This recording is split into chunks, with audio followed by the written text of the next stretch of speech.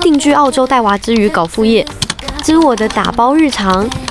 今天来打包这个大风中凌乱，食物长这样，确实有够潦草的。还有人管它叫芒果盒，这也太形象了吧！今天的小姐姐是我读研的时候认识的，看到了我的动态后下了这一单。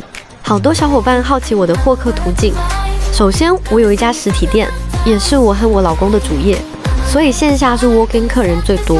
线上的话，主要是 FB Marketplace、eBay， 还有我勤快的发动态的几个社媒，基本上这些就够我忙活了。